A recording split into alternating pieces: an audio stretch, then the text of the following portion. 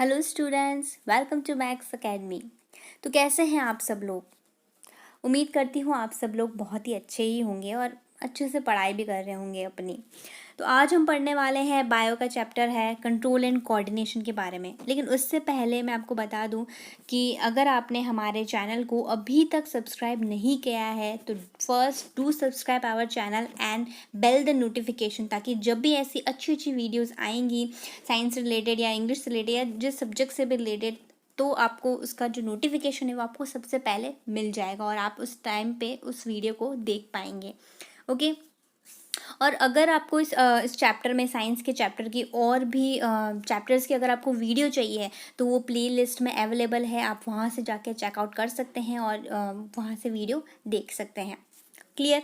जितना भी आपको डिस्क्रिप्शन चाहिए वो भी हमारे इस चैनल के में प्रोवाइड कर रखा है, वो आप डिस्क्रिप्शन भी चेकआउट कर सकते हैं कि हम आज क्या पढ़ने वाले हैं। तो चलिए फाइनली अब हम स्टार्ट करते हैं हमारा चैप्टर। इंट्रोडक्शन सबसे पहले मैं बता देती हूँ कि जो ह्यूमन बॉडी होती है ना, वो बहुत ही कॉम्प्लेक्स मशीन होती है जो कि टन्स ऑफ फंक्शंस जो होती है परफॉर्म करती है and process to maintain and sustain life.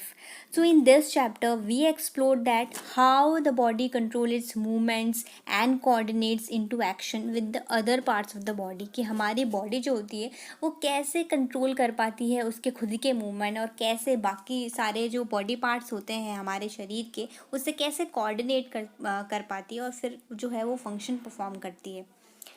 Clear? तो जितनी भी एक्टिविटी होती है ना एनिमल्स में, उनको कौन कंट्रोल करता है? कौन करता है उन्हें कंट्रोल? उन्हें कंट्रोल और कोऑर्डिनेट करता है हमारा नर्वस और एंडोक्राइन सिस्टम, जिनके बारे में हम डिटेल में आगे चैप्टर में पूरा पढ़ेंगे। Organism move in response to various kind of stimuli. कौन कौन सी? जैसे लाइट हो गई, हीट हो गई, न्यूट्रिएंट्स, फूड्स, इन सबको रिस्पॉन्स देता है ऑर्गेनिज्म। ठीक है। अब इसमें एक टर्म आती है रिसेप्टर। हम नर्वस सिस्टम के बारे में बात कर रहे हैं तो उससे पहले रिसेप्टर क्या होते हैं वो जानना बहुत ज़रूरी है। तो रिसेप्टर ऐसे स्पेशलाइज्ड टिप्स होते हैं नर्व्स फाइबर के, जो जिसका बेसिकली काम क्या होता है? जिसका काम होता है इंफॉर्मेशन कलेक्ट करना, जो भी हमारे कंडक्ट होती है नर्व्स के अंदर, ताकि हमें जैसे how do we detect that we are touching a hot object. जब भी मान लो कि हम किसी भी गर्म चीज़ पे अपना हाथ रखते हैं तो कैसे तुरंत एकदम से सेंसेस जो होते हैं हमारे हिल जाते हैं और हमें पता लग जाता है कि ये चीज़ गर्म है, हम तुरंत हाथ हटा लेते हैं। तो ये सब प्रोसेस कैसे होती है? हमें ऐसा लग रहा है कि ये प्रोसेस एक सेकंड में भी हमें पता नहीं चलता है और हम हाथ तुरंत हटा लेते हैं, लेकिन एक्चुअल में हमारे माइंड के अंदर जो प्रोसेस चल रही होती है वो हमें लगता तो बहुत ही माइन्यूट सेकेंड्स 0.111 सेकेंड में हो जाता है, लेकिन एक्चुअल में पूरी प्रोसेस देखा जाए तो थोड़ी लंबी प्रोसेस होती है, लेकिन हमें दिखती है ऐसे कि बहुत ही माइन्यूट सेकेंड में वो काम हो रहा है। तो ये सारा काम हमारा रिसेप्टर और नर्वस सिस्टम के अंदर ही होता है। क्लियर? तो रिसेप्टर हमारे सेंस ऑर्गन्स होते हैं हमारे एनिमल्स के लिए भी और हमारी ह्यूमन बॉडी के लिए भी।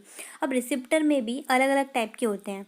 Photo receptor, gustatory receptor, olfactory receptor. Photo receptor respond करते हैं लाइट को, गस्टैटरी रिसेप्टर रिस्पॉन्ड करते हैं टेस्ट को, ओल्फैक्टर रिसेप्टर रिस्पॉन्ड करते हैं स्मेल को, टेंगो रिसेप्टर रिस्पॉन्ड करते हैं टच को और फोनो रिसेप्टर रिस्पॉन्ड करते हैं टच साउंड को। तो ये सारे रिसेप्टर जो हैं इनका काम जो है अलग अलग होता है, जो कि मैंने आपको भी बता दिया। अब आते हैं हमारे मेन इस चैप्टर के मेन पार्ट पे, नर्वस सिस्टम के बारे में। तो नर्वस सिस्टम का काम क्या होता है? नर्वस सिस्टम का फंक्शन एक्चुअली होता क्या है? नर्वस सिस्टम क्या करता है? इन्फॉर्मेशन जो होती है हमारे माइंड में उसको कलेक्ट करता है to receive information from environment, to receive information from various body part. जितने भी बॉडी पार्ट हमारे अवेलेबल होते हैं हमारे शरीर में उससे इन्फॉर्मेशन जो होता है वो कलेक्ट करता है, to act according to the muscle and glands. ये फंक्शन होता है नर्वस सिस्टम का। Nervous system is compose of specialised tissue. जो टिश्यूज़ क्या होते हैं? नर्वस टिश्यू होते हैं, उनको क्या, वो टिश्यू को क्या बोलते हैं? नर्वस टिश्यू बोलते हैं। तो जो नर्व सेल होती है या न्यूरॉन जो होता है वो फंक्शनल यूनिट होती है किसी भी नर्वस सिस्टम की।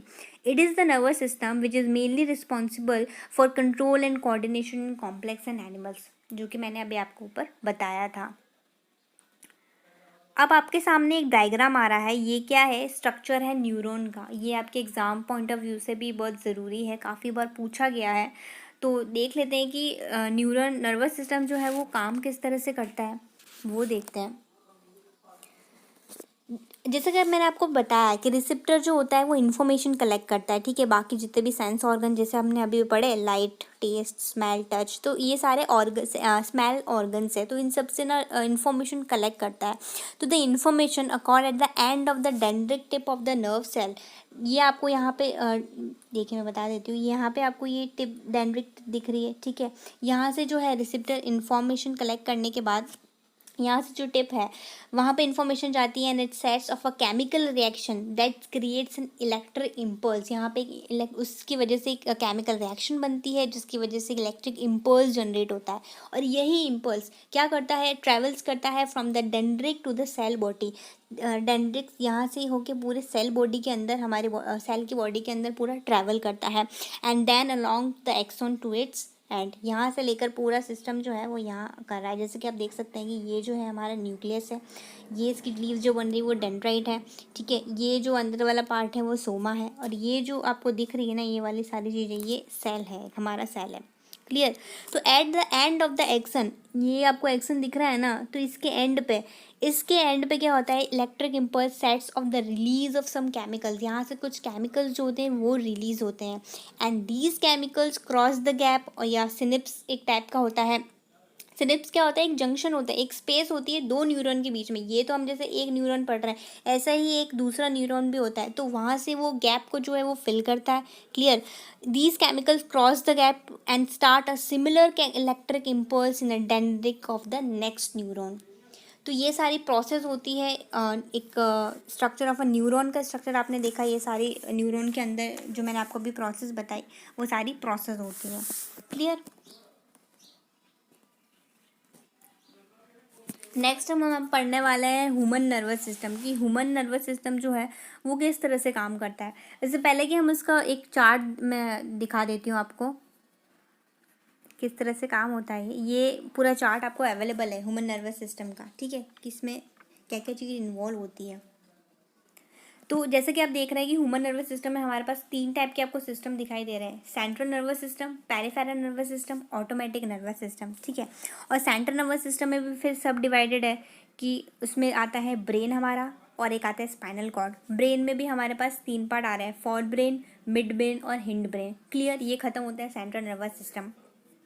डोंट वरी, हम इसका डिटेल में पढ़ेंगे। पहले मैं आपको स्ट्रक्चर बता रही हूँ ऊपर का मोटा मोटा कि उसमें क्या क्या चीज़ें होती है, उसके बाद हम जानेंगे इसमें इसके अंदर क्या क्या होता है।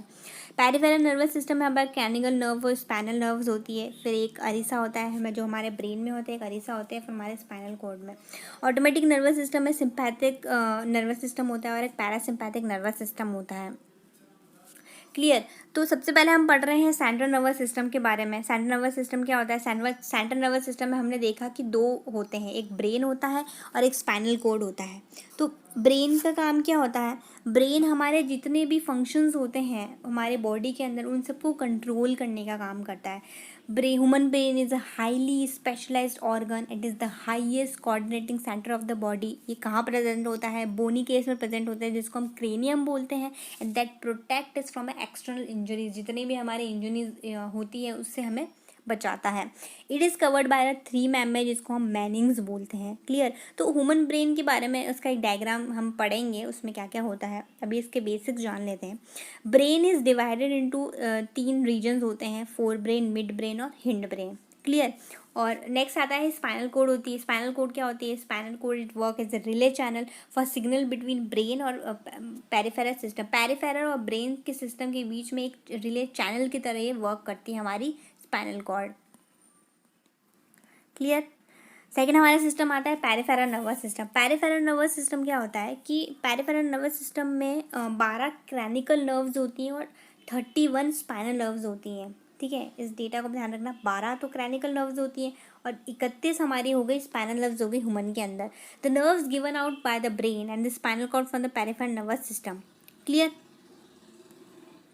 तीसरा हमारे पास होता है autonomous nervous system. Autonomous nervous system क्या होती है, इसमें क्या होता है, it controls all the involuntary action in the human body. जितने भी हमारे इनवॉलंटरी एक्शंस होते हैं उसको ये परफॉर्म करती है। इनवॉलंटरी एक्शन से आप क्या समझते हैं, इनवॉल्ट्री एक्शन होते क्या है? Involuntary action perform by the animal without its will, it is a very quick and animal has no choice in it. मतलब ऐसे एक्शन जो बहुत ही ज़्यादा क्विक होते हैं, जिनको हमें सोचने का समझने का टाइम भी नहीं मिलता है, और वो एक्शन जो है वो हो जाते हैं, वो कहलाते हैं इनवॉलंटरी एक्शन। क्लियर? मतलब एनिमल के पास कोई चॉइस ही नहीं होती उस time. And it is compose of a chain of a nerve ganglion जो which runs along the spinal cord. Clear? अब इसमें भी दो आते हैं, सिंपैथेटिक और पैरासिम्पैथेटिक। अब इसमें दोनों में अंतर क्या होता है? तो सिंपैथेटिक में क्या होता है? सिंपैथेटिक में it prepare the body for it intense physical activity and is then referred as a flight or flight response. मतलब सिंपैथेटिक में अब क्या होता है? सिंपैथेटिक की वजह से हमारी जो बॉडी होती है वो इंटेंस फिजिकल एक्टिविटी में इन्वॉल्व करती है, ताकि हम ज़्यादा से ज़्यादा जो हमारी मसल गेन हम उसमें कर सकें, फिजिकल चीज़ों में ज़्यादा जो है उसमें इन्वॉल्व रहती है। लेकिन पैरासिम्पैथेटिक में क्या होता है? जैसे इसका अपोजिट मान लो, has almost the exact opposite होती है, ठीक है, एंड रिलैक्स द बॉडी। हमारी बॉडी को क्या करती है? रिलैक्स करती है, इनहेबिट्स करती है slow many high energy functions. ठीक है, तो ये दोनों आपस में अपोजिट हैं। क्लियर?